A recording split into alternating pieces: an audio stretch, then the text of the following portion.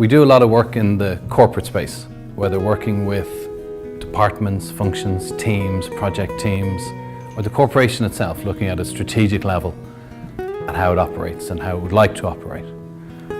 And underlying all that work is almost the schizophrenia that we have, the dichotomy that we have in any corporate environment, where you have individuals who have their own desires, needs, skills, attributes, views of the world, which will all be different, who all have to work together in a way that contributes to the needs, the desires, the personality of the corporation. And how do we merge those in a way that delivers fulfillment, success, profitability?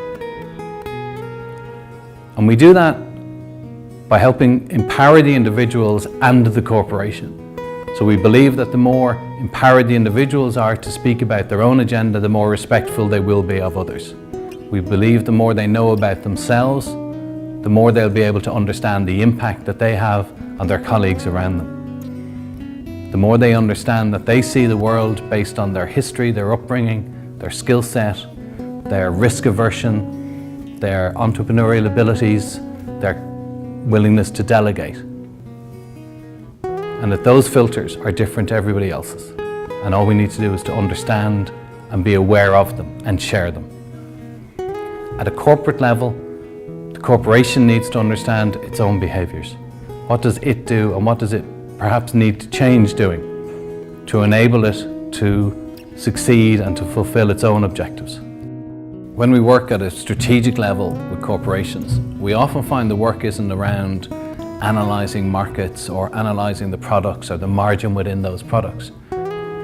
We often find that the work is much more around what is it we're going to stop doing to enable us to take advantage of opportunities we see in the markets or in particular products that we're developing.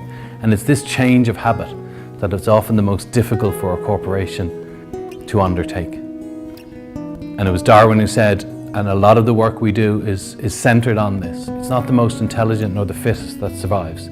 It is the most adaptable to change. A lot of the work we do at the corporates is helping the corporation and the individuals adapt to a changing environment, to a changing customer profile, to changing technologies.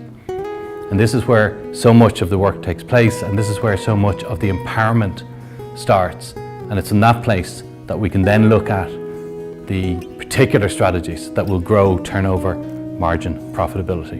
And when we work with companies, with teams, what we tend to do is to take them out of the corporate environment. And we do this to enable them to look back at themselves within the corporate environment. We find that the change of scene gives people the ability to be objective and to add perspective, to understand better how they and their colleagues perform. And it's this self-awareness that improves communication, improves performance, drives efficiencies, drives sharing of knowledge, breaks down barriers. And we work on these in a scientific way, but we do it with tools that people easily understand.